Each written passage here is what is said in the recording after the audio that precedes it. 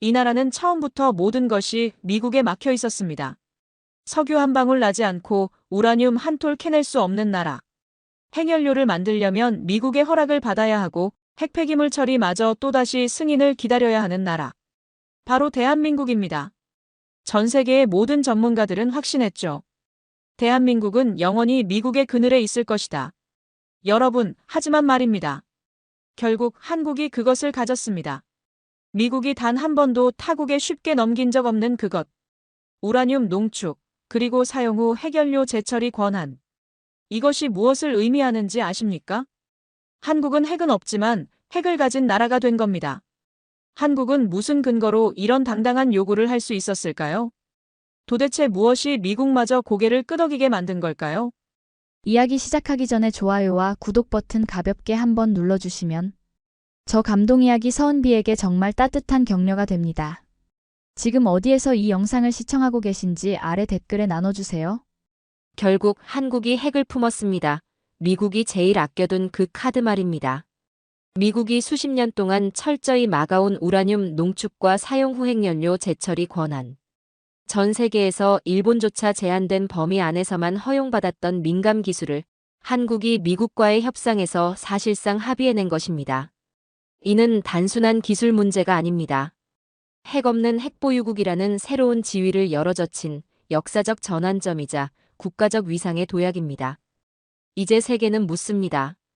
왜 미국은 이번엔 한국에게 이 권한을 넘겼는가?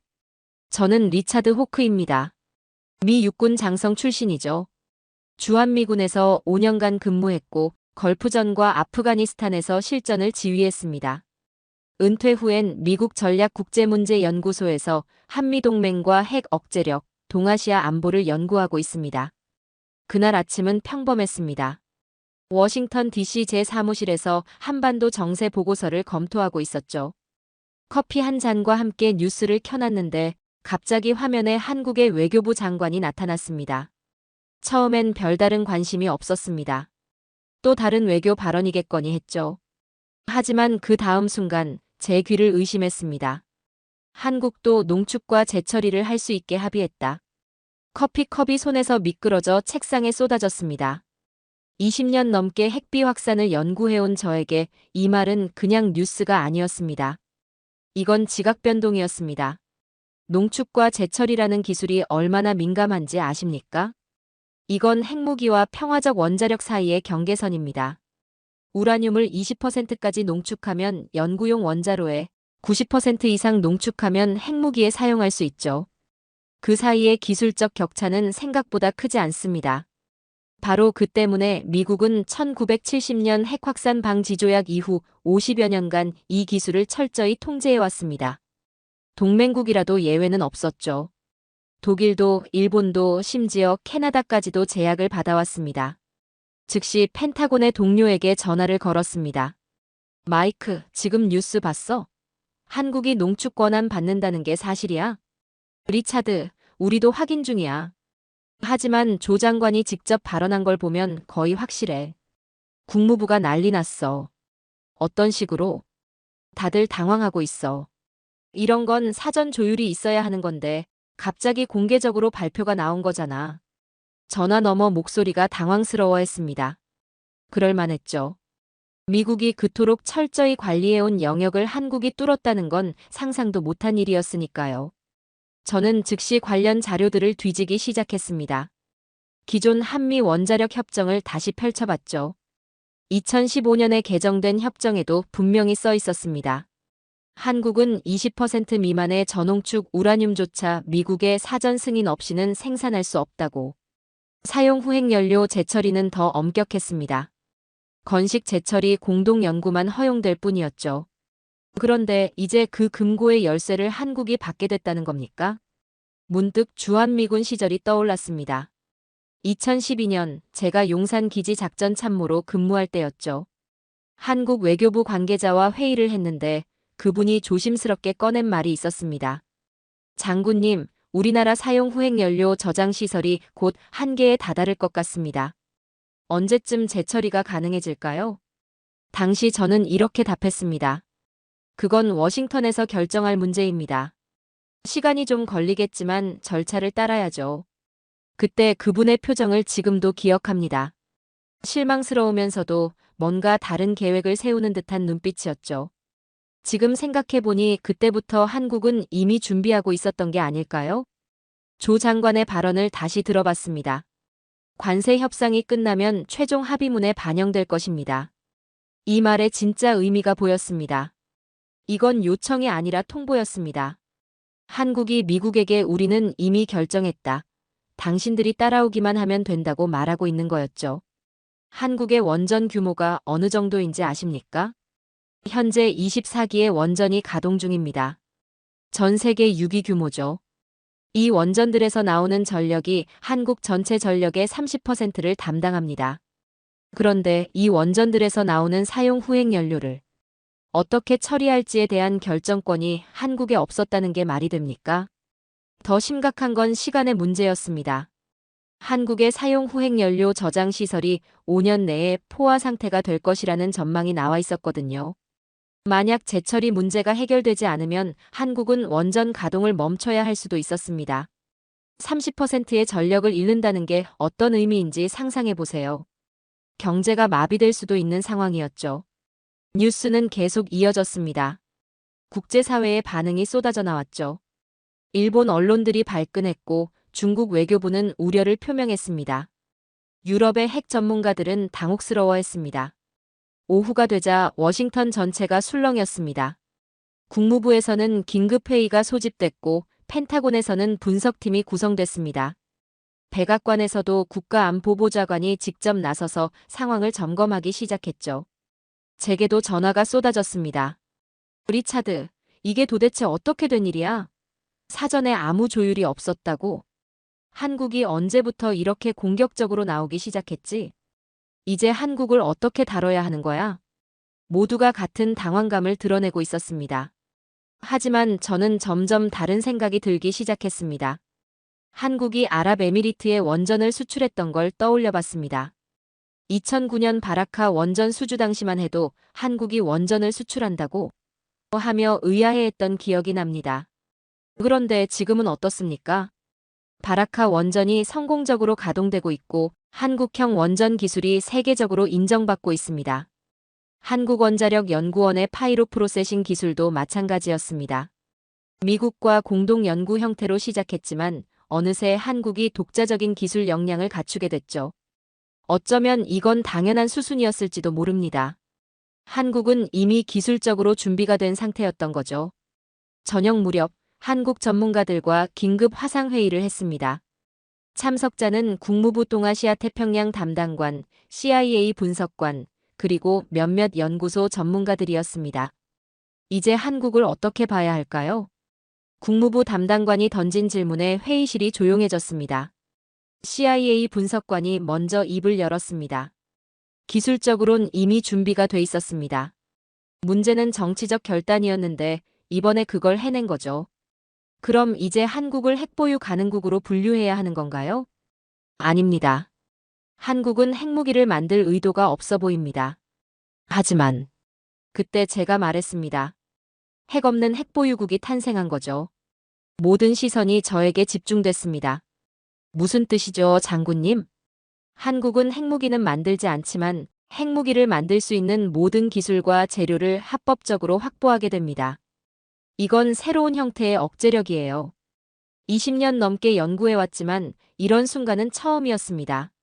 한 나라가 핵무기를 만들지 않으면서도 핵기술의 완전한 주권을 확보하는 순간을 목격하게 될 줄은 몰랐죠. 밤이 깊어갈수록 한국 관련 분석 자료들이 쌓여갔습니다. 한국의 우라늄 매장량, 원전 기술 수준, 핵 과학자 규모까지 모든 지표가 같은 결론을 가리키고 있었습니다. 한국은 이미 준비가 끝난 상태였다는 것. 그건 단순한 협정이 아니라 선언이었습니다. 한국이 이제 더 이상 기술 종속국이 아니라는 선언. 스스로 핵 에너지의 미래를 설계할 수 있는 나라가 되었다는 선언이었습니다. 핵 없는 핵보유국, 바로 한국이었습니다. 그 밤 저는 잠들지 못했습니다. 머릿속으로 계속 같은 생각이 맴돌았죠. 이제 세계는 한국을 완전히 다른 시각으로 봐야 할 것이라고. 그리고 한국인들 스스로도 자신들의 위상이 얼마나 달라졌는지 깨닫게 될 것이라고. 저는 숨이 멎는 듯한 충격을 느꼈습니다. 이제 게임의 룰이 바뀐 거구나. 한국은 조용히 그러나 단호하게 자신의 길을 개척한 거였습니다. 그 다음 날 아침, 저는 펜타곤 지하 3층 브리핑룸에 앉아 있었습니다. 긴급 소집된 핵정책 검토위원회였죠. 참석자들의 얼굴이 모두 심각했습니다. 국무부 군축 담당 차관보, CIA 핵확산 방지 팀장, 그리고 에너지부 핵안보 국장까지 모두가 같은 질문을 안고 있었습니다. 미국이 70년 동안 지켜온 원칙이 어떻게 하루아침에 무너질 수 있단 말인가? 저는 자료를 넘기며 생각에 잠겼습니다. 미국은 1970년 핵확산 방지 조약 이후 반세기 넘게 이 권한을 철저히 통제해왔습니다. 이란, 일본, 독일, 그 어떤 나라에도 쉽게 내주지 않았죠. 그 이유는 명확했습니다. 우라늄 농축과 사용 후 핵연료 재처리는 핵무기 제조의 핵심 기술이기 때문입니다. 평화적 목적과 군사적 목적 사이의 경계선이 너무나 얇은 기술이었죠. CIA 팀장이 먼저 입을 열었습니다. 일본도 이 권한을 완전히 받지 못했는데 한국이 어떻게 가능했을까요? 바로 그 지점이었습니다. 일본 사례를 보면 더욱 놀라운 일이었죠. 일본은 1988년부터 미국과 핵연료 재처리에 대한 협상을 시작했습니다. 무려 30년 넘게 끈질기게 요구해왔죠. 그리고 마침내 2018년에 사전 포괄 승인이라는 형태로 제한적 권한을 받았습니다. 하지만 그것도 완전한 자유가 아니었습니다. 일본이 재처리할 수 있는 플루토늄의 양에는 여전히 상한선이 있었고 미국의 지속적인 모니터링을 받아야 했습니다. 저는 2019년 도쿄에서 열린 핵안보 회의에 참석했던 기억이 났습니다. 일본 원자력위원회 관계자와 대화를 나눴는데 그분이 이런 말을 했었죠. 우리는 30년을 기다렸지만 여전히 완전한 권한을 받지 못했습니다. 언제쯤 진정한 핵연료 주권을 가질 수 있을까요? 그때 저는 이렇게 답했습니다. 일본이 그 정도라면 다른 나라는 더 어려울 겁니다. 그런데 지금 한국이 그 불가능해 보였던 일을 해낸 것입니다. 독일의 사례는 더욱 극명했습니다. 독일은 유럽연합의 핵심 국가이면서도 핵연료 재처리에 대해서는 프랑스에 의존하고 있었습니다. 독일이 자체적으로 재처리 시설을 갖추려고 시도했던 1980년대에는 미국의 강력한 반대에 부딪혀 포기해야 했죠. 그리고 이란의 경우는 아예 다른 차원의 문제였습니다. 이란이 우라늄 농축을 시도하자 국제사회는 수십 년간 경제 제재를 가했습니다. 2015년 핵합의를 통해서야 제한적으로 농축이 허용됐지만 그마저도 미국 행정부가 일방적으로 파기해버렸죠. 미국은 그 권한을 누구에게도 쉽게 내주지 않았습니다. 동맹국이든 적국이든 상관없이 말이죠. 에너지부 국장이 브리핑 자료를 들어올리며 말했습니다. 한국의 경우를 보면 기존 원칙과는 완전히 다른 접근이 이루어진 것 같습니다. 저는 고개를 끄덕였습니다. 그 차이점이 무엇인지 점점 보이기 시작했거든요. 첫째, 한국의 기술적 역량이었습니다. 한국은 이미 세계 6위의 원전 보유국이었고 원전을 수출할 수 있는 기술력을 갖추고 있었습니다. 2009년 아랍에미리트 바라카 원전 수주는 한국의 원자력 기술이 세계 최고 수준임을 증명한 사건이었죠. 둘째, 한국의 투명성이었습니다. 한국은 국제원자력기구의 사찰을 성실히 받아왔고 핵무기 개발 의혹이 제기된 적이 없었습니다. 이는 이란이나 북한과는 완전히 다른 상황이었죠. 셋째, 그리고 가장 중요한 것은 한국의 전략적 가치였습니다. 저는 주한미군 시절을 떠올렸습니다. 한국은 단순히 미국의 보호를 받는 국가가 아니었습니다. 한국은 미국의 아시아 전략에서 핵심적인 파트너였죠. 중국의 부상, 북한의 핵 위협, 러시아의 동향까지. 동아시아의 복잡한 안보 상황에서 한국의 존재는 미국에게도 필수 불가결한 것이었습니다. 국무부 차관보가 질문했습니다. 그럼 미국이 전략적 판단으로 양보한 것일까요? 그렇게 볼 수 있습니다. 하지만 그것만으로는 설명이 부족합니다. 저는 잠시 말을 멈추고 생각을 정리했습니다. 한국이 다른 나라들과 근본적으로 달랐던 점이 있습니다. 한국은 요구만 한 게 아니라 대안을 제시했다는 것입니다. 한국의 파이로 프로세싱 기술이 그 예였습니다. 한국원자력연구원이 개발하고 있던 건식 재처리 기술은 기존의 습식 재처리와는 완전히 다른 방식이었습니다. 플루토늄을 순수하게 분리하지 않기 때문에 핵무기 제조에 직접 사용하기 어려운 기술이었죠. 즉, 한국은 우리에게 재처리를 허용하라고 요구한 게 아니라 우리가 더 안전한 재처리 방법을 개발했다고 제안한 것이었습니다. 일본도 독일도 결국 조건부였습니다. 미국의 통제 하에서 제한적으로만 허용받은 권한이었죠. 하지만 한국은 달랐습니다. 한국은 기술적 혁신을 통해 미국의 우려를 해소하면서도 실질적인 자율권을 확보하는 길을 찾아낸 것이었습니다. 브리핑이 끝난 후 저는 개인 사무실로 돌아와서 한국 관련 자료들을 다시 펼쳐봤습니다. 한국의 사용 후핵연료 누적량이 2만 톤을 넘어서고 있었습니다. 이는 월성 원전 저장시설 용량의 95%에 해당하는 수치였죠. 고리 원전도 85%, 한빛 원전도 78%까지 차 있었습니다. 정말로 시간이 없는 상황이었습니다. 5년 내에 저장시설이 포화되면 원전 가동을 중단해야 할 수도 있었죠. 한국 전체 전력의 30%가 원전에서 나오는 상황에서 이는 국가적 재앙과 다름없었습니다. 저는 한국이 왜 이렇게 절박하게 나올 수밖에 없었는지 이해할 수 있었습니다. 이건 단순히 기술적 욕심이나 국가적 자존심의 문제가 아니었습니다. 생존의 문제였던 거죠. 그리고 한국은 이 절박한 상황을 기회로 바꿔낸 것이었습니다. 저녁 무렵 한국학 전문가인 조지타운 대학교의 빅터 차 교수에게 전화를 걸었습니다. 빅터, 한국이 이번에 대단한 일을 해냈군요. 리차드, 정말 예상치 못한 일이었어요. 하지만 어떻게 보면 당연한 수순이기도 했죠. 어떤 의미입니까? 한국은 지난 10년간 조용히 준비해왔어요. 기술적으로도 외교적으로도. 그리고 이번에 완벽한 타이밍을 잡은 거죠. 빅터 교수의 말이 맞았습니다. 한국은 성급하게 나오지 않았습니다. 충분히 준비가 된 상황에서 미국이 거부하기 어려운 논리와 근거를 갖춘 상태에서 협상 테이블에 나온 것이었습니다. 그날 저는 역사의 전환을 목격했습니다. 미국이 반세기 넘게 지켜온 핵비 확산의 철칙이 한국이라는 단 하나의 예외를 통해 새로운 국면을 맞게 된 순간이었죠. 기술력뿐 아니라 신뢰까지 얻은 한국. 이제 세계는 한국을 단순한 동맹국이 아니라 진정한 파트너로 바라보기 시작할 것이었습니다. 일본은 30년을 기다려도 받지 못했는데 한국은 그보다 짧은 시간에 더 큰 성과를 이뤄낸 것입니다. 이는 단순한 행운이 아니라 치밀한 전략과 준비의 결과였습니다. 미국은 그 권한을 누구에게도 쉽게 내주지 않았지만 한국만은 예외였습니다. 그리고 그 예외가 된 이유를 저는 이제 명확히 알 수 있었습니다. 한국은 요구하지 않고 제안했고 기다리지 않고 준비했으며 의존하지 않고 협력했습니다. 바로 그 차이가 역사를 바꾼 것이었습니다. 사실 이번 협상에 전조 증상은 있었습니다. 한미 협상 전 긴급 소집된 사전 협의, 동아시아 담당 차관보가 직접 요청한 회의였죠. 회의실에 들어서는 순간 분위기가 심상치 않다는 걸 느꼈습니다. 리차드, 한국 측에서 뭔가 새로운 의제를 들고 나올 것 같다는 정보가 있어. 차관보의 말에 저는 고개를 갸우뚱했습니다. 어떤 의제 말입니까? 정확하진 않지만 핵연료 관련해서 뭔가 큰 그림을 그리고 있다는 얘기야. 그때만 해도 저는 대수롭지 않게 생각했습니다.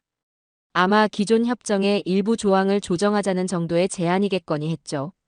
하지만 이틀 후 블레어 하우스의 협상 테이블에 앉았을 때 저는 완전히 다른 한국을 마주하게 되었습니다.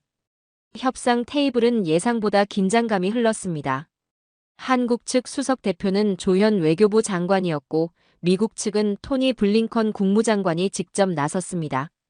저는 핵정책 자문위원 자격으로 참석했죠. 처음 30분간은 일반적인 동맹 현안들이 논의됐습니다. 방위비 분담금, 주한미군 현안, 북한 대응 방안까지. 평범한 한미 회담의 패턴이었죠. 그런데 조 장관이 갑자기 자료 폴더를 열더니 이렇게 말했습니다. 이제 우리가 정말 중요하게 생각하는 의제를 말씀드리겠습니다. 순간 공기가 무겁게 가라앉았습니다. 조 장관의 목소리에는 지금까지 듣지 못했던 단호함이 있었거든요. 우리도 자율적으로 해결료를 다룰 수 있어야 합니다. 블링컨 장관의 표정이 굳어졌습니다. 저를 포함한 미국 측 참석자들 모두 당황했죠. 이런 직설적인 요구는 예상하지 못했거든요. 조 장관님, 구체적으로 어떤 의미인지 설명해 주시겠습니까? 블링컨 장관이 조심스럽게 물었습니다. 우라늄 농축과 사용 후행 연료 재처리에 대한 자율권을 말씀드리는 것입니다. 더 이상 미국의 사전 승인을 기다릴 수 없는 상황입니다. 미국이 당황하는 모습은 처음 봤습니다. 블링컨 장관이 잠시 말을 멈추고 측근과 눈빛을 주고받는 것이 보였죠. 그동안 한국은 이런 요구를 공식적으로 제기한 적이 거의 없었습니다. 조심스럽게 문제를 제기하거나 미국의 양해를 구하는 수준이었죠. 하지만 이번에는 달랐습니다. 조 장관이 준비해온 자료를 펼쳐 보였습니다. 한국의 사용 후행 연료 저장 현황, 향후 5년간의 전망, 그리고 기존 저장 방식의 한계까지 모든 것이 체계적으로 정리되어 있었습니다. 월성 원전 저장시설 가동률이 95%입니다. 고리 원전은 85%, 한빛 원전은 78%입니다. 이 추세라면 2028년에는 모든 저장시설이 포화 상태가 됩니다. 숫자로 제시되니 더욱 설득력이 있었습니다. 이건 추상적인 요구가 아니라 구체적인 위기 상황이었거든요. 그렇다면 임시 저장시설을 확장하는 방안은 어떻습니까? 미국 측 에너지 담당관이 대안을 제시했습니다. 임시 방편으로는 한계가 있습니다. 근본적인 해결책이 필요한 상황입니다. 조 장관의 답변은 단호했습니다. 그리고 이어진 말이 더욱 충격적이었죠.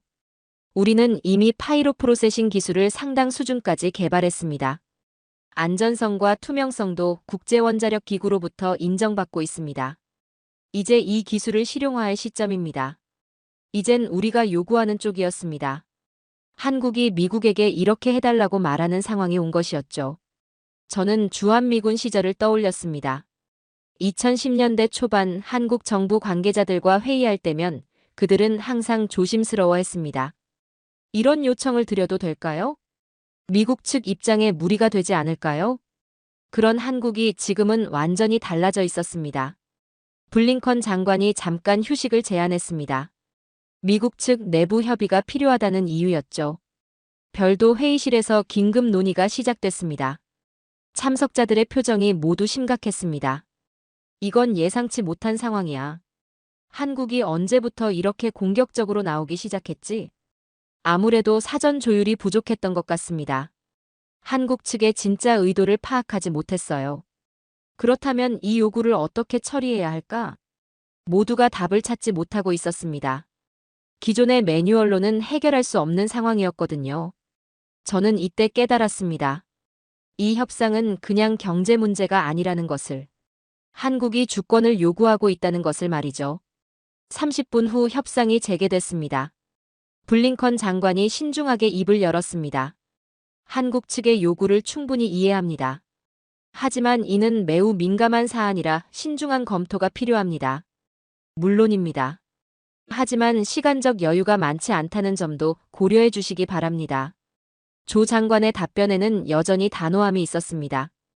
그때 한국 측에서 예상치 못한 카드가 나왔습니다. 이번 관세 협상에서 우리가 상당한 양보를 할 예정입니다. 하지만 그에 상응하는 협력도 필요하다고 봅니다. 관세 협상과 해결료 문제를 연결시킨 것이었습니다. 이는 고도의 협상 전략이었죠. 미국 측이 다시 한번 당황했습니다. 경제 협상과 안보 협상을 연계시키는 것은 일반적이지 않은 접근이었거든요. 서로 다른 성격의 협상을 연결시키는 것은 모든 협력은 연결되어 있습니다. 경제적 협력과 기술적 협력도 마찬가지죠. 조 장관의 논리가 명확했습니다. 그리고 이 논리에 반박하기가 쉽지 않았죠. 협상은 예정 시간을 넘겨 계속됐습니다. 양측 모두 한치의 양보도 없이 팽팽하게 맞서고 있었습니다. 그런데 오후 늦게 상황이 급반전됐습니다. 워싱턴에서 긴급 지시가 내려온 것이었죠. 블링컨 장관이 잠시 전화 통화를 마치고 돌아왔을 때 표정이 달라져 있었습니다. 한국 측의 제안에 대해 긍정적으로 검토해 보겠습니다. 역전의 순간이 찾아왔습니다.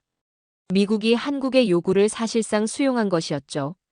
물론 세부적인 조건들에 대해서는 추가 논의가 필요하겠습니다. 당연히 그래야죠. 하지만 기본 방향에 대해서는 합의가 이루어진 것으로 이해하겠습니다. 조 장관이 만족스러운 표정을 지었습니다. 그 순간 저는 무언가 근본적인 변화가 일어났다는 걸 느꼈습니다. 한미 관계의 역학이 바뀌고 있다는 것을 말이죠.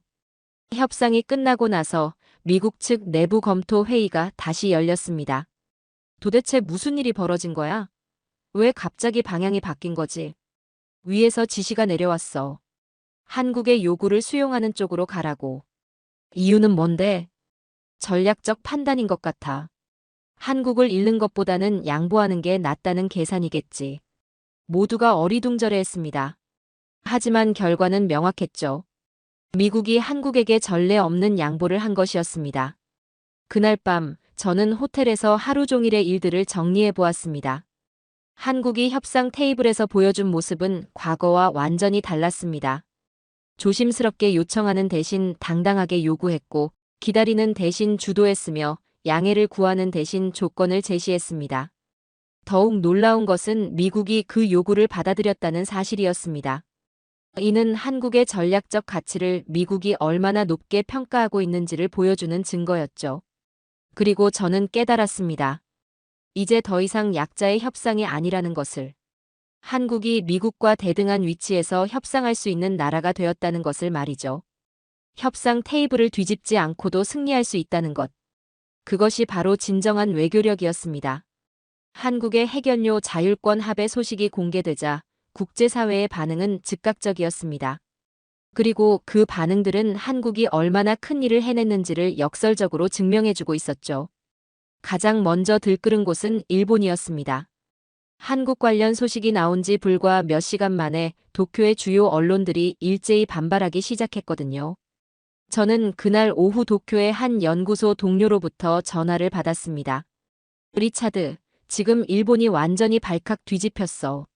정부 관계자들이 모두 비상이야. 어떤 반응들이 나오고 있는데? 아사히 신문에서 한국 특혜 논란이라는 제목으로 일면에 실었고, 요미우리도 사설에서 형평성 문제를 제기하고 있어. 일본의 반발은 예상된 일이었습니다. 일본은 1988년부터 무려 30년 넘게 미국과 핵연료 재처리 협상을 벌여왔거든요. 그토록 오랜 시간을 투자하고도 제한적인 권한만 받을 수 있었는데 한국이 더 큰 성과를 거둔 것에 대해 당연히 불만을 가질 수밖에 없었죠. 일본 외무성의 공식 성명도 곧바로 나왔습니다. 한미 간 핵연료 협력 확대가 지역 안정성에 미칠 영향에 대해 우려를 표명한다. 표면적으로는 안보 우려를 내세웠지만 실제로는 질투와 좌절감이 섞인 반응이었습니다. 저는 2019년 도쿄에서 만난 일본 원자력위원회 관계자의 말이 떠올랐습니다. 우리는 이미 40년 넘게 재처리를 해오고 있습니다. 로카쇼무라 재처리 시설도 있고요. 그런데 왜 여전히 미국의 승인을 받아야 하는 겁니까? 그때의 답답함과 원망이 이번 한국 소식을 접하면서 폭발한 것이었죠. 일본은 도저히 이해할 수 없다는 반응이었습니다. 자신들보다 늦게 원자력을 시작한 한국이 어떻게 더 큰 자율권을 확보할 수 있었는지 말이죠. 하지만 저는 그 차이점을 명확히 알고 있었습니다. 일본은 과거의 성과에 안주했지만 한국은 미래를 준비했다는 것. 일본이 기존 기술의 연장선에서 협상했다면 한국은 완전히 새로운 패러다임을 제시했다는 것이었습니다. 일본 언론의 보도 수위는 시간이 지날수록 더욱 격해졌습니다. 한국이 핵무기 개발 능력을 갖게 되는 것 아니냐는 우려부터 미일 동맹의 균열이 생기는 것 아니냐는 분석까지 모든 각도에서 비판의 화살을 퍼부었죠. 그런데 이런 반발 자체가 한국의 성취를 더욱 부각시키고 있었습니다. 일본이 그토록 민감하게 반응한다는 것은 한국이 정말로 큰 일을 해냈다는 뜻이었거든요. 중국의 반응은 일본과는 또 다른 차원이었습니다. 베이징의 반응은 더욱 신중하면서도 날카로웠죠. 중국 외교부 대변인이 정례 브리핑에서 내놓은 입장이 그것을 보여줬습니다. 관련국들이 핵비 확산 의무를 성실히 이행하고 지역의 평화와 안정을 해치지 않기를 희망한다.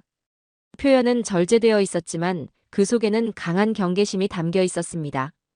중국 공산당 기관지인 인민일보의 분석 기사는 더욱 직설적이었습니다. 한반도 핵 문제가 복잡한 상황에서 새로운 변수가 생겼다. 이것이 지역 안정에 어떤 영향을 미칠지 주의 깊게 지켜봐야 한다. 중국이 우려하는 것은 명확했습니다. 한국이 사실상의 핵기술 자립을 이루게 되면 동아시아 핵 균형의 변화가 올 수 있다는 것이었죠. 베이징의 한 전략연구소 연구원과 화상통화를 했을 때 그의 말이 인상적이었습니다. 한국이 이런 권한을 확보하면 다음에는 대만이나 일본도 같은 요구를 할 수 있다. 중국으로서는 경계할 수밖에 없는 상황이다. 중국조차 경계하기 시작했습니다. 그동안 중국은 한국을 미국의 영향권 안에 있는 중견국 정도로 여겨왔는데 이제는 독자적인 전략적 행위자로 인식하기 시작한 것이었죠. 유럽의 반응도 흥미로웠습니다. 독일 외무부는 공식적으로는 한미 간의 문제라며 거리를 뒀지만 내부적으로는 다른 생각을 하고 있었습니다. 베를린의 독일 국제정치안보연구소에서 발간한 분석 보고서를 보면 그들의 진심을 알 수 있었죠. 한국의 성공 사례는 다른 국가들에게도 시사점을 제공한다. 기술적 혁신과 외교적 전략이 결합되면 기존의 제약을 뛰어넘을 수 있다는 것을 보여준다. 독일도 오랫동안 핵연료 주권 문제로 고민해왔거든요. 독일은 탈원전 정책을 선택했지만 그 전까지는 프랑스의 사용 후 핵연료 재처리를 의존해야 하는 상황이었습니다. 프랑스의 반응은 또 달랐습니다.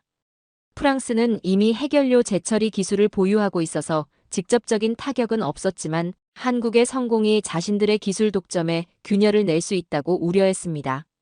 파리의 한 외교관과 비공식 대화에서 이런 말을 들었습니다. 한국이 독자적인 재처리 기술을 갖게 되면 우리가 그동안 독점해온 사용 후 핵연료 재처리 시장에 새로운 경쟁자가 나타나는 셈이다. 국제원자력기구의 반응은 상당히 신중했습니다. 라파엘 그로시 사무총장은 공식 성명에서 이렇게 밝혔죠. 모든 핵 활동은 국제원자력기구의 안전조치 하에서 이루어져야 하며 투명성과 책임성을 바탕으로 해야 한다. 하지만 비공개적으로는 한국의 기술력과 투명성을 높이 평가하고 있다는 정보가 들어왔습니다. 한국은 그동안 국제원자력기구의 사찰을 성실히 받아왔고 핵무기 개발 의혹이 제기된 적도 없었거든요. 러시아의 반응은 예상외로 절제되어 있었습니다. 모스크바는 공식적으로는 별다른 입장을 내놓지 않았죠. 하지만 러시아 전문가들의 분석은 흥미로웠습니다. 한국의 성공은 미국의 핵 독점 체제에 균열을 내는 것이다. 이는 러시아에게도 새로운 기회가 될 수 있다. 세계 각국의 반응을 종합해보면 한 가지 명확한 사실이 드러났습니다. 모든 나라가 한국을 더 이상 예전과 같은 시각으로 보지 않는다는 것이었죠. 견제받는다는 건 곧 그만한 힘이 있다는 뜻입니다.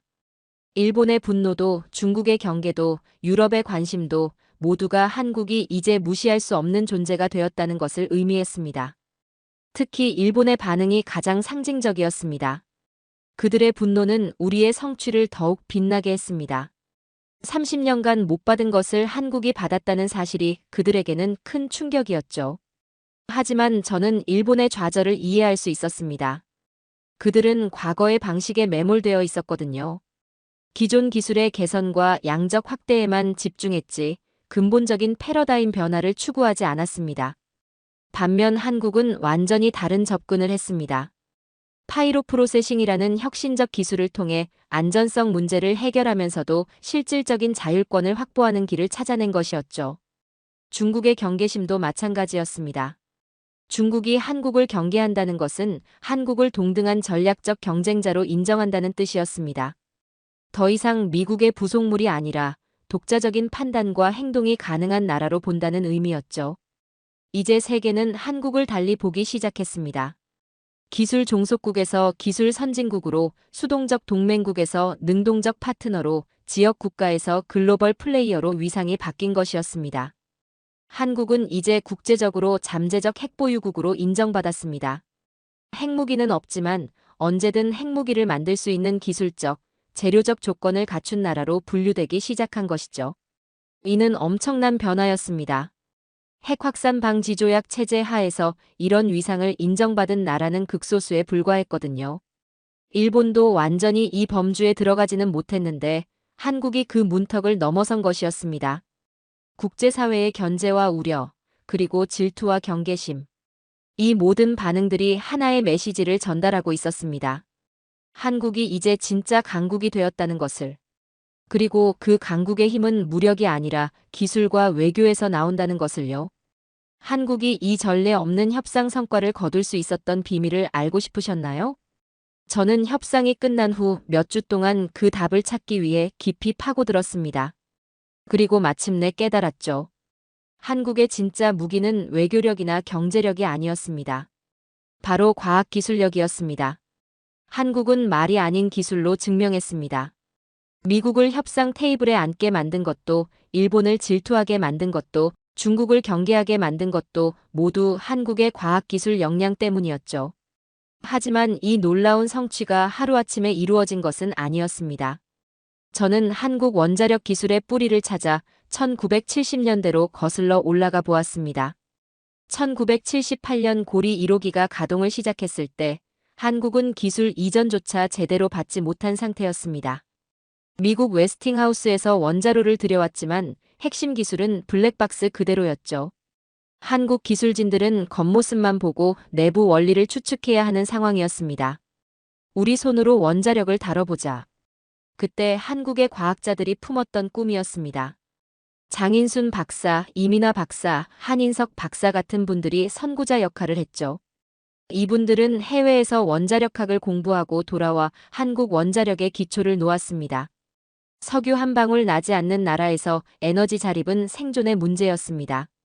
자원이 없다면 기술로 살아야 한다는 절박한 현실 인식이 있었던 거죠. 저는 주한미군 시절 2013년 한국원자력연구원을 방문했던 기억이 납니다. 당시 카에리 연구진과 만났을 때 받은 인상이 지금도 생생합니다. 장군님, 우리는 원자력 후진국에서 시작했지만 이제는 원전을 수출하는 나라가 됐습니다. 한 연구원이 자랑스럽게 말했을 때 저는 단순한 허세가 아니라는 걸 느꼈습니다. 그들의 눈에는 진짜 자신감이 있었거든요. 그리고 실제로 그 자신감에는 근거가 있었습니다. 2009년 아랍에미리트 바라카 원전 수주는 그 모든 것의 결정판이었습니다. 저는 당시 상황을 자세히 들여다봤는데 정말 드라마틱한 스토리였습니다. 프랑스 아레바, 미국 웨스팅하우스, 일본 미쓰비시 중공업까지 세계 원전 업계의 거물들이 모두 바라카 프로젝트에 뛰어들었습니다.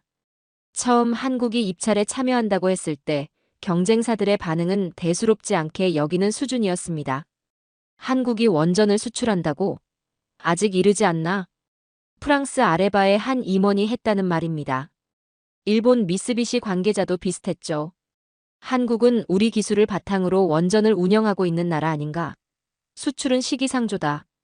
하지만 UAE 바라카 프로젝트 심사위원들 앞에서 한국 기술진이 프레젠테이션을 시작하자 분위기가 달라졌습니다. APR 1400의 설계 도면이 스크린에 나타나자 외국 전문가들의 표정이 바뀌기 시작했습니다. 안전 시스템 설명에서는 감탄사가 터져나왔고 경제성 분석 자료를 보고는 놀라움을 감추지 못했습니다. 이 기술이 정말 한국이 독자 개발한 것입니까? 심사위원 중 한 명이 질문했습니다. 네, 한국 표준형 원전 APR 1400은 순수 한국 기술로 설계된 원자로입니다. 한국 기술진의 당당한 답변이었죠. 그 순간을 목격한 사람들의 증언에 따르면 회의실 분위기가 완전히 뒤바뀌었다고 합니다. 더 이상 한국을 기술 후진국으로 보는 시선은 사라졌고 진지한 경쟁 상대로 인식하기 시작했다는 거죠. 결과는 모두가 아는 대로였습니다. 한국전력공사 컨소시엄이 200억 달러 규모의 바라카 원전 프로젝트를 따냈습니다.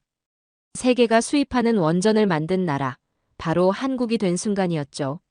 하지만 저를 더욱 감동시킨 것은 그 뒤의 이야기였습니다. 바라카 원전 건설 과정에서 한국 기술진들이 보여준 모습이 정말 대단했습니다. 사막이라는 극한의 환경에서도 예정된 공기를 단축해 원전을 완공했습니다. 2020년 바라카 1호기가 첫 전력을 생산했을 때 중동 지역 최초의 상업 원전이라는 역사적 의미와 함께 한국 기술의 우수성이 전 세계에 알려졌습니다. 그리고 지금 한국원자력연구원의 파이로 프로세싱 기술을 살펴보니 또 다른 감동이 밀려왔습니다. 카에리의 실험실에서 답은 이미 준비돼 있었습니다. 한국은 미국의 우려를 정면으로 해결할 수 있는 기술적 대안을 갖고 있었던 것이죠. 기존의 습식 재처리 방식과 완전히 다른 파이로 프로세싱 기술. 고온에서 전기화학적 방법을 사용해 사용 후행 연료를 처리하는데 플루토늄을 순수하게 분리하지 않고 다른 원소들과 섞인 상태로 회수합니다.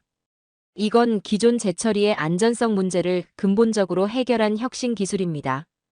카에리 관계자의 설명이었습니다. 미국도 처음엔 의심했지만 공동 연구를 통해 안전성을 확인했습니다. 한국은 단순히 기존 기술을 모방한 것이 아니었습니다. 완전히 새로운 패러다임을 제시한 것이었죠.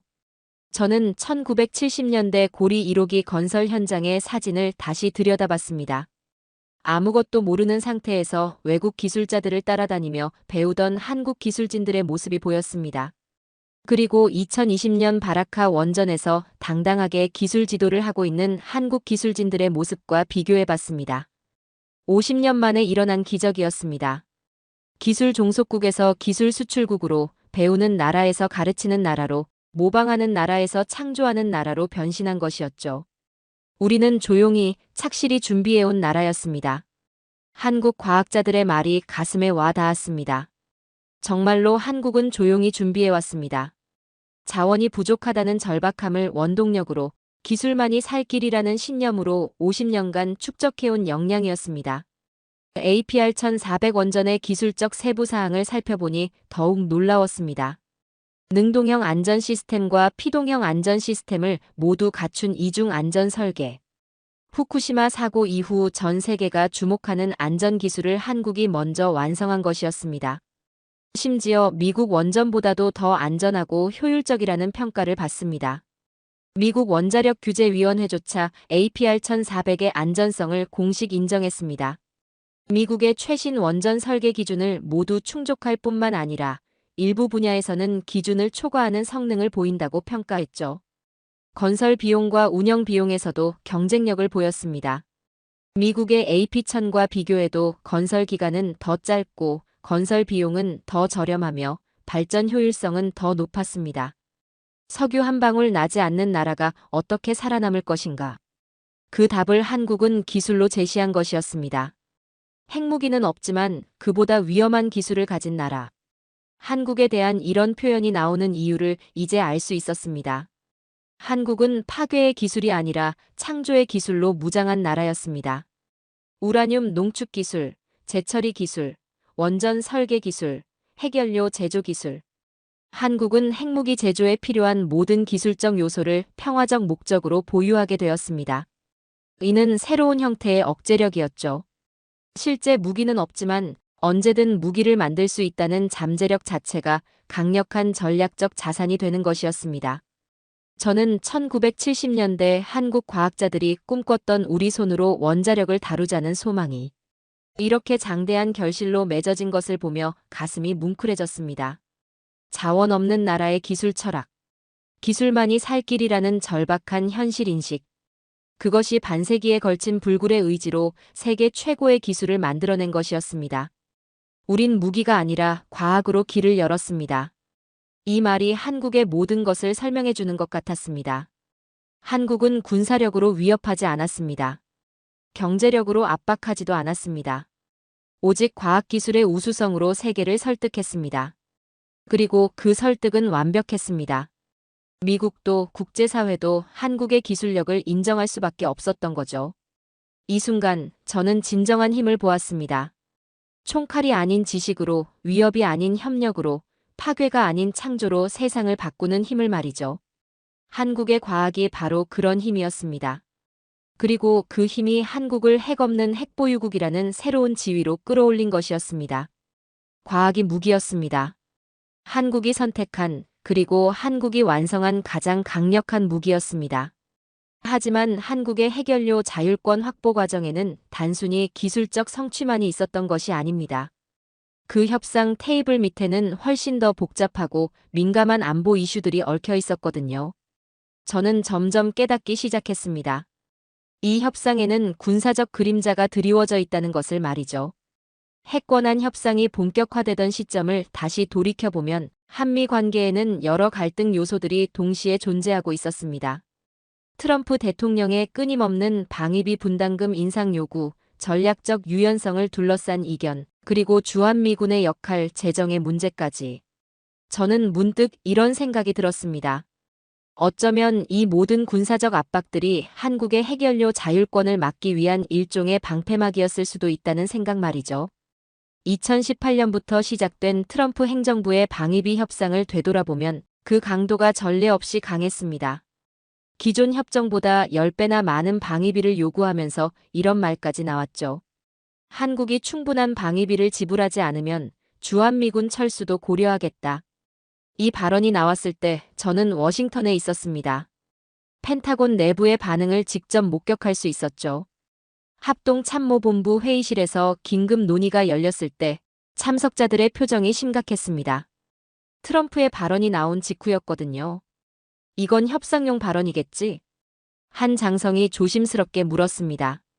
글쎄, 대통령이 정말 진심일 수도 있어. 또 다른 참석자가 답했습니다. 그때 인도태평양 사령관 출신의 한 고위 장성이 입을 열었습니다. 만약 주한미군이 철수한다면 우리는 중국 견제의 최전선을 잃게 됩니다. 그건 전략적으로 말이 안 돼요. 바로 그 지점이었습니다. 주한미군 철수 위협의 모순이 드러나는 순간이었죠. 저는 주한미군에서 5년간 근무했습니다. 그 경험을 바탕으로 말하면 주한미군의 전략적 가치는 한국을 보호하는 것 이상의 의미가 있었습니다. 용산 기지와 평택 기지는 단순히 한반도 방어를 위한 거점이 아니었습니다. 동아시아 전체를 아우르는 미군 전략의 핵심 요충지였죠. 중국 견제, 러시아 견제, 북한 억제. 이 모든 임무를 수행하기 위해서는 한반도라는 지정학적 위치가 필수 불가결했습니다. 일본 오키나와 기지만으로는 한계가 있었습니다. 중국 본토와의 거리가 너무 멀었거든요. 괌 기지는 더 멀었고 하와이는 아예 태평양 건너편이었죠. 한반도만이 중국의 심장부와 직접 맞닿아 있으면서도 미군이 안전하게 주둔할 수 있는 유일한 위치였습니다. 저는 2014년 중국의 동중국해 방공식별구역 선포 사건을 떠올렸습니다. 당시 중국이 갑자기 동중국해 상공에 방공식별구역을 설정하면서 지역 긴장이 고조됐었죠. 그때 미군의 대응은 신속했습니다. 주한미군 기지에서 B-52 전략 폭격기가 출격해 중국이 설정한 방공식별구역을 통과 비행한 것이었습니다. 이 작전이 가능했던 것은 한국이라는 전진 기지가 있었기 때문이었습니다. 만약 일본이나 괌에서 출발했다면 연료와 시간 문제로 효과적인 대응이 어려웠을 겁니다. 주한미군, 그건 우리가 아니라 미국이 필요한 것이었습니다. 저는 이 사실을 점점 명확히 깨닫기 시작했습니다. 한국은 미군에게 단순히 주둔지를 제공하는 것이 아니라 미국의 아시아 전략 전체를 뒷받침하는 핵심 파트너 역할을 하고 있었던 것이죠. 더 나아가 경제적 측면에서도 마찬가지였습니다. 주한미군 주둔으로 인한 미국의 이익이 한국이 지불하는 방위비를 훨씬 초과했거든요. 미군 장비의 한국 내 배치, 미군 관련 인력의 고용, 미국 방산업체들의 한국 내 사업 확장. 이 모든 것들이 미국 경제에 도움이 되는 요소들이었습니다. 제가 주한미군 시절에 직접 확인한 바로는 주한미군 $1 지출이 미국 경제에 $3의 파급 효과를 가져다주고 있었습니다. 그런데 트럼프는 이런 복합적 이익을 간과하고 단순히 방위비 분담금만 늘리려 했던 것이었죠. 펜타곤 내부에서는 이런 근시안적 접근에 대한 우려가 계속 제기되고 있었습니다. 주한미군을 철수하면 중국이 가장 좋아할 겁니다. 한 국방부 고위 관료가 한 말이었습니다. 우리가 스스로 동아시아에서 물러나는 꼴이니까요. 실제로 중국은 주한미군 철수 가능성이 거론될 때마다 미묘한 환영 신호를 보내고 있었습니다. 공식적으로는 한반도 비핵화에 도움이 될 것이라고 말했지만 실제로는 미군 견제 부담이 줄어드는 것을 반겼던 거죠. 북한의 반응도 비슷했습니다. 김정은은 주한미군 철수 가능성이 나올 때마다 조선반도 평화에 도움이 될 것이라며 은근히 지지하는 입장을 보였습니다. 미국의 적국들이 환영하는 정책을 미국이 추진한다는 것 자체가 전략적 모순이었습니다. 저는 이 시점에서 중요한 깨달음을 얻었습니다. 트럼프의 방위비 협박과 한국의 핵연료 자율권 요구 사이에는 묘한 연관성이 있었다는 것을 말이죠. 미국이 방위비를 빌미로 한국을 압박하는 동안 한국은 점점 자립적 방위 능력에 대해 진지하게 고민하기 시작했습니다. 그중 하나가 바로 해결료 주권이었던 것이죠. 미국의 압박이 강해질수록 한국의 자주적 대응 의지도 강해졌습니다. 방위비 인상 압박을 받으면서도 굴복하지 않고 오히려 더 근본적인 자립 방안을 모색하기 시작한 것이었습니다. 어쩌면 트럼프의 방위비 협박이 역설적으로 한국의 핵연료 자율권 획득을 가속화시켰을 수도 있다는 생각이 들었습니다. 우리가 계속 미국에만 의존할 수는 없다. 한국 정부 내부에서 이런 인식이 확산되기 시작했고, 그것이 더욱 적극적인 기술 자립 추진으로 이어졌던 것이죠. 2019년 방위비 협상이 최고조에 달했을 때, 저는 국무부에서 열린 한 비공개 회의에 참석했습니다. 그 자리에서 나온 이야기가 인상적이었습니다. 우리가 너무 강하게 밀어붙이면 한국이 진짜로 독립적인 길을 모색할 수도 있어. 동아시아 담당 차관보가 우려를 표명했습니다. 그럼 그냥 두라는 얘기야? 다른 참석자가 반문했습니다. 아니, 균형점을 찾아야 한다는 뜻이야. 우리가 원하는 건 한국의 협력이지 한국의 반발이 아니잖아. 바로 그 지점에서 미국의 정책적 딜레마가 드러났습니다. 한국을 너무 압박하면 한국이 미국을 벗어나려 할 수 있고, 너무 관대하면 다른 동맹국들도 비슷한 요구를 할 수 있다는 우려였죠. 하지만 현실은 이미 기울어진 운동장이었습니다. 한국의 전략적 가치가 너무 커서 미국이 한국을 포기할 수는 없는 상황이었거든요. 저는 방위비 협박의 진짜 의미를 깨달았습니다. 그것은 진정한 협박이 아니라 미국 내부의 정치적 쇼였다는 것을 말이죠. 트럼프는 미국 유권자들에게 동맹국들로부터 더 많은 기여를 받아내고 있다는 성과를 보여주고 싶어 했습니다. 하지만 실제로 주한미군을 철수시킬 의도는 없었던 것이죠. 그 증거로 2020년 말 트럼프 임기 말까지도 주한미군 철수는 실현되지 않았습니다. 오히려 주한미군 현대화 사업이 계속 진행됐고 새로운 무기체계 도입도 이어졌습니다. 결국 미국도 알고 있었던 것이죠. 주한미군은 한국을 위한 것이 아니라 미국을 위한 것이라는 사실을 말입니다. 이런 맥락에서 한국의 핵연료 자율권 요구를 다시 보니 전혀 다른 의미로 다가왔습니다. 한국은 우리도 독립적으로 할 수 있다는 메시지를 미국에 보내고 있었던 것이었습니다.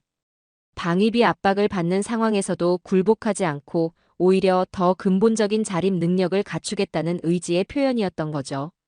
그리고 그 의지가 현실이 되는 순간 미국은 한국을 완전히 다른 시각으로 바라보기 시작했습니다. 더 이상 일방적으로 보호해주는 후견인과 보호받는 피보호자의 관계가 아니라 상호 의존적인 전략적 파트너의 관계로 발전하기 시작한 것이었죠. 저는 이 모든 과정을 지켜보면서 깊은 감명을 받았습니다. 한국이 압박을 받을수록 더 강해지는 모습을 보면서 말이죠. 이제 더 이상 약자의 협상이 아니었습니다. 한국은 미국의 협박에 굴복하는 대신 자신만의 길을 개척해냈습니다. 그리고 그 길이 결국 미국도 인정할 수밖에 없는 성과로 이어진 것이었습니다.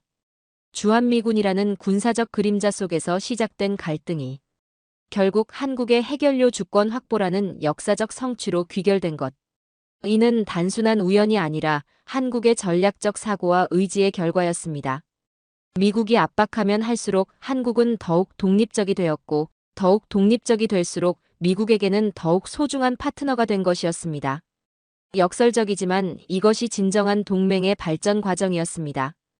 일방적 의존에서 상호 의존으로 수직적 관계에서 수평적 관계로의 진화 말이죠. 그리고 그 진화의 정점에 한국의 핵연료 자율권 확보가 있었습니다. 그 결정적인 순간이 왔습니다. 하지만 그 순간은 화려한 발표나 공식 문서로 오지 않았습니다. 오히려 조용히, 은밀하게, 그러나 확실하게 다가왔죠. 저는 그날 국무부 지하 회의실에서 긴급 소집된 핵정책 검토회의에 참석하고 있었습니다. 한미 정상회담 이후 2주가 지난 시점이었죠. 참석자들의 표정이 모두 복잡했습니다. 리차드, 한국 문제를 어떻게 정리해야 할 것 같나?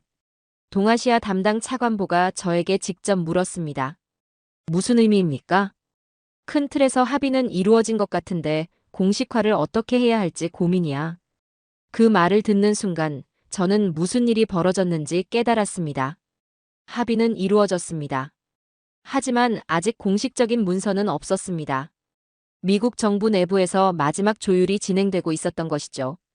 비확산 정책팀에서 여전히 반대하고 있어. 한 관료가 조심스럽게 말했습니다.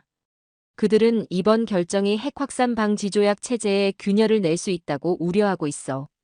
하지만 이미 정상 간의 기본 합의가 이루어진 상황 아닌가? 다른 참석자가 반박했습니다. 바로 그 지점이었습니다. 미국 내부의 마지막 갈등이 벌어지고 있는 순간이었죠. 한편에서는 한국과의 관계를 중시하는 쪽이 있었고, 다른 한편에서는 기존 원칙을 고수하려는 쪽이 있었습니다. 저는 그 2주간 워싱턴 내부에서 벌어진 치열한 논쟁들을 모두 지켜봤습니다. 그 과정에서 미국의 진짜 속마음을 엿볼 수 있었죠. 펜타곤에서는 여전히 우려의 목소리가 나오고 있었습니다. 일단 한국에게 허용하면 다른 국가들도 같은 요구를 할 것이다. 하지만 국무부의 입장은 달랐습니다. 한국을 잃는 것과 원칙을 지키는 것 중 어느 것이 더 중요한가? 이 질문에 대한 답은 이미 나와 있었습니다. 백악관에서 내려온 최종 지침이 그것을 보여줬죠. 한국과의 전략적 파트너십이 우선한다. 사실은 미국이 먼저 제안했습니다. 한국이 강력히 요구했지만 결국 미국이 먼저 손을 내민 것이었죠. 그 증거는 국무부 내부 문건에서 확인할 수 있었습니다. 한국의 요구를 지속적으로 거부할 경우 한미 관계 전반에 미칠 부정적 영향을 우려한다. 또 다른 문서에는 더욱 직설적인 내용이 있었습니다. 한국이 독자적인 핵연료 정책을 추진할 경우 미국의 영향력이 현저히 약화될 수 있다. 미국은 선택해야 했습니다. 한국을 계속 통제하려다가 관계가 틀어지거나 아니면 한국의 요구를 수용하면서 파트너십을 강화하거나. 결국 미국은 후자를 택했습니다. 그건 전략적 항복이었습니다. 미국이 자신의 70년 원칙보다 한국과의 관계를 우선시한 것이었거든요. 하지만 그 항복에는 계산이 있었습니다. 미국도 이 결정이 자신에게도 도움이 될 것이라는 판단을 했던 것이죠. 한국과의 기술 협력을 통해 우리도 새로운 혁신을 이룰 수 있을 것이다. 에너지부 고위 관료의 말이었습니다. 파이로 프로세싱 기술은 미국에게도 필요한 기술이다. 공동 개발이 양국에 모두 도움이 될 것이다. 이것이 진정한 윈윈이었습니다. 일방적인 양보가 아니라 상호 이익을 위한 전략적 선택이었던 것이죠. 저는 이 과정에서 한국의 놀라운 협상력을 목격했습니다. 한국은 단순히 요구만 한 것이 아니었습니다. 미국이 거부하기 어려운 완벽한 패키지를 제시했던 것이었죠. 관세 협상에서의 양보, 방위비 분담금 문제에서의 협력, 그리고 핵연료 자율권 요구. 이 모든 것이 하나의 전략적 설계 안에서 이루어진 것이었습니다. 우리는 경제적으로 양보할 준비가 되어 있다. 하지만 기술적 주권은 포기할 수 없다. 한국의 메시지는 명확했습니다. 그리고 그 메시지에는 협상의 여지가 없는 단호함이 있었죠. 조현 외교부 장관의 마지막 발언이 그것을 보여줬습니다. 관세 협상이 완료되면 합의문에 반영될 것입니다. 이 말에는 절대적 확신이 있었습니다. 마치 이미 결과를 알고 있다는 듯한 자신감이었죠. 실제로 그랬습니다. 한국은 이미 미국의 결정을 예상하고 있었던 것이었습니다. 왜 그럴 수 있었을까요? 답은 간단했습니다. 한국이 미국에게도 필요한 존재가 되었기 때문이었습니다. 중국과의 경쟁이 심화되는 상황에서 미국은 신뢰할 수 있는 기술 파트너가 절실했습니다. 그리고 그 조건을 만족하는 나라는 많지 않았죠. 일본은 기술력은 있지만 독자성이 부족했습니다. 유럽 국가들은 독자성은 있지만 미국과의 협력 의지가 제한적이었죠. 한국만이 기술력과 독자성, 그리고 미국과의 협력 의지를 모두 갖춘 나라였습니다. 바로 그래서 미국이 선택한 것이었습니다. 한국을 막는 대신 협력하는 길을 택한 것이죠. 하지만 여전히 공식 발표는 미뤄지고 있었습니다. 미국 정부 내 비확산 정책팀의 마지막 저항 때문이었죠. 발표 시점을 조정해야 할 것 같다. 한 고위 관료가 조심스럽게 말했습니다. 국제사회의 반응도 고려해야 하고. 하지만 저는 알고 있었습니다. 이미 실질적인 합의는 끝났다는 것을 말이죠. 국가안보실장이 언론과의 인터뷰에서 한 말이 그것을 확인해줬습니다. 큰 틀에서 합의는 있었습니다. 이 말은 단순한 외교적 수사가 아니었습니다. 실제로 핵심 사안에 대한 합의가 이루어졌다는 뜻이었죠.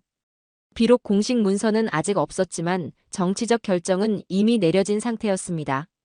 그리고 그 결정은 한국의 완승이었습니다. 우린 테이블을 뒤엎지 않고도 이겼습니다. 감정적으로 대응하지 않았고 무력을 사용하지도 않았죠. 오직 논리와 실력으로 상대를 설득한 것이었습니다. 협상 테이블을 뒤집지 않고도 승리할 수 있다는 것. 그것이 바로 진정한 외교력이었습니다. 저는 그 과정을 지켜보면서 깊은 감동을 받았습니다. 한국이 보여준 성숙한 외교 자세의 말이죠. 한국은 강압적이지 않았습니다. 위협적이지도 않았죠. 하지만 단호했고 준비되어 있었으며 자신의 요구에 대한 정당한 근거를 갖고 있었습니다. 그리고 그 모든 것들이 결합되어 역사적인 성취를 이루어낸 것이었습니다. 미국 정부 내부에서는 여전히 마지막 조율이 계속되고 있었지만 본질적인 결정은 이미 내려진 상태였습니다. 한국이 핵연료 자율권을 확보하게 될 것이라는 결정 말이죠. 그 결정이 공식적으로 발표되는 것은 시간 문제였습니다. 하지만 이미 그 결과는 정해져 있었죠. 그 순간 저는 한국이 달라졌음을 느꼈습니다. 더 이상 보호받는 나라가 아니라 함께 세계를 이끌어가는 파트너가 된 것을 말이죠. 한국의 협상력은 위협에서 나온 것이 아니었습니다. 실력에서 나온 것이었죠. 그리고 그 실력을 바탕으로 한 당당함이 결국 미국을 움직인 것이었습니다. 이는 약소국이 강대국과 맞서는 새로운 모델을 제시한 사건이었습니다. 무력 대신 기술로, 위협 대신 협력으로, 대결 대신 상생으로 원하는 바를 얻어낸 것이었죠. 그리고 그 모델의 중심에는 한국이 있었습니다. 핵 없는 핵보유국이라는 새로운 지위를 스스로 개척해낸 한국이 말입니다. 미국의 전략적 항복은 사실상 한국의 전략적 승리를 의미했습니다. 하지만 그 승리는 상대방을 굴복시킨 승리가 아니라 상대방도 함께 이익을 얻을 수 있는 승리였습니다. 이것이야말로 21세기형 외교의 진수였습니다. 그리고 한국이 그 모범을 보여준 것이었죠. 비록 공식 발표는 아직 이루어지지 않았지만 이미 승부는 끝난 상태였습니다. 한국이 원하는 바를 모두 얻어낸 것이었으니까요. 공식 발표는 아직 없었습니다. 하지만 세상은 이미 달라지고 있었습니다. 저는 그 변화를 실시간으로 목격하고 있었거든요. 조현 외교부 장관의 그 한마디가 국제사회에 던진 파장은 상상을 초월했습니다. 공식 합의문도 없고 정부 발표도 없었지만 세계는 이미 한국을 다른 시각으로 바라보기 시작했습니다. 한국도 농축과 재처리를 할 수 있게 합의했다. 이 말 한마디가 모든 것을 바꿔놓았습니다. 저는 며칠 전 국제원자력기구 본부에서 열린 비공개 회의에 참석했습니다. 라파엘 그로시 사무총장이 직접 주재한 긴급 협의였죠. 한국의 발언을 어떻게 해석해야 할까요? 한 참석자가 질문했습니다. 아직 공식 문서는 없지만 한국 정부가 이런 발언을 할 정도면 실질적 합의는 이루어진 것으로 봐야 할 것 같습니다. 그로시 사무총장의 답변이었습니다. 그리고 이어진 말이 더욱 의미 깊었죠. 한국의 투명성과 기술적 신뢰도를 고려하면 이는 핵비 확산 체제에 오히려 도움이 될 수 있을 것입니다. IAEA 사무총장이 한국을 이렇게 평가한다는 것 자체가 엄청난 변화였습니다. 그 회의에서 나온 또 다른 발언도 인상적이었습니다. 한국은 핵 확산 방지 조약 체제 하에서도 평화적 핵기술의 완전한 자립이 가능함을 보여주고 있습니다. 즉, 한국이 새로운 모델을 제시하고 있다는 평가였죠. 하지만 정작 더 놀라운 변화는 아시아 각국에서 일어나고 있었습니다. 베트남에서는 한국과의 원자력 협력을 공식 제안했습니다. 한국의 기술을 배우고 싶습니다. 안전성이 검증된 한국 원전 기술이 우리에게 필요합니다. 베트남 에너지부 장관의 발언이었습니다. 태국도 마찬가지였습니다. 한국이 어떻게 기술 자립을 달성했는지 배우고 싶습니다. 인도네시아는 한 발 더 나아갔습니다. 한국과 포괄적 핵에너지 파트너십을 체결하고 싶습니다. 한국은 이제 우리에게 기술을 전수해 줄 수 있는 선진국입니다. 이 모든 반응들이 하나의 메시지를 전달하고 있었습니다. 세계가 우리를 경계하기 시작했습니다. 그러나 동시에 그들은 배우려 하고 있었습니다. 경계와 존경이 공존하는 시선이었죠. 유럽도 마찬가지였습니다. 체코 정부는 한국과의 원자력 기술 교류를 제안했고 폴란드는 한국형 원전 도입 검토를 발표했습니다. 한국 기술의 안전성과 경제성을 우리도 원합니다. 폴란드 기후환경부 장관의 발언이었죠. 과거에 한국이 기술을 배워오던 유럽 국가들이 이제 한국에게서 기술을 배우려 하고 있었습니다. 하지만 저에게 가장 깊은 인상을 준 것은 일본의 변화된 반응이었습니다. 초기의 분노와 질투를 넘어서 일본 내부에서는 진지한 성찰이 시작되고 있었습니다. 일본 경제신문의 사설이 그것을 보여줬죠. 우리는 한국의 성공에서 무엇을 배울 것인가? 기존 방식에 안주했던 우리의 한계를 인정해야 할 때다. 아사히 신문도 비슷한 논조였습니다. 한국은 혁신으로 새로운 길을 열었다. 우리는 과거의 성공에 머물러 있었던 것은 아닌가. 심지어 중국도 변하고 있었습니다. 초기의 경계심을 넘어서 중국도 한국과의 핵에너지 협력을 은밀히 타진하기 시작한 것이었죠. 한국의 파이로 프로세싱 기술에 관심이 있습니다. 중국 핵공업 집단 관계자가 비공식적으로 전한 메시지였습니다. 중국조차 한국을 기술 파트너로 인정하기 시작한 것이었습니다. 저는 이 모든 반응들을 지켜보면서 놀라움을 금할 수 없었습니다. 아직 공식 발표도 없었는데 세계가 이렇게 빠르게 변하고 있었던 것이죠. 한국은 새로운 위상을 갖게 되었습니다. 무기를 갖지 않고도 핵을 가진 나라로서 인정받는 지위를 말이죠. 국제사회는 한국을 경계하면서도 동시에 배우려 하고 있었습니다. 이는 전례가 없는 현상이었습니다. 한국이 창조해낸 새로운 개념이었죠. 핵 없는 핵보유국이라는 개념을 말입니다. 핵무기는 없지만 핵무기를 만들 수 있는 모든 기술과 재료를 합법적으로 보유한 나라. 언제든 핵무기를 만들 수 있지만 만들지 않기로 선택한 나라. 이는 기존의 핵 확산 방지 조약 체제에서는 상상할 수 없었던 새로운 카테고리였습니다. 그리고 그 카테고리의 첫 번째 구성원이 바로 한국이 된 것이었죠. 저는 이 순간의 의미를 곰곰이 생각해 봤습니다. 한국이 보여준 것은 단순한 기술적 성취가 아니었습니다. 이는 평화적 방법으로 국제적 영향력을 확보할 수 있다는 새로운 모델을 제시한 것이었죠. 군사력으로 위협하지 않고도 경제력으로 압박하지 않고도 오직 기술력과 신뢰만으로 원하는 바를 달성할 수 있다는 것을 증명한 것이었습니다. 이는 21세기 국제관계의 새로운 패러다임을 제시한 사건이었습니다. 저는 워싱턴에서 열린 한 세미나에서 이런 발언을 했습니다. 한국 모델의 핵심은 기술적 혁신과 외교적 신뢰의 결합입니다. 무엇보다 중요한 것은 평화적 의지입니다. 한국이 이런 신뢰를 받을 수 있었던 것은 핵무기를 만들지 않겠다는 의지를 일관되게 보여왔기 때문입니다. 그리고 덧붙였죠. 한국은 정말로 다른 길을 선택했습니다. 파괴가 아닌 창조로, 대결이 아닌 협력으로 원하는 바를 얻어낸 것입니다. 세미나 후 한 참석자가 저에게 다가와서 말했습니다.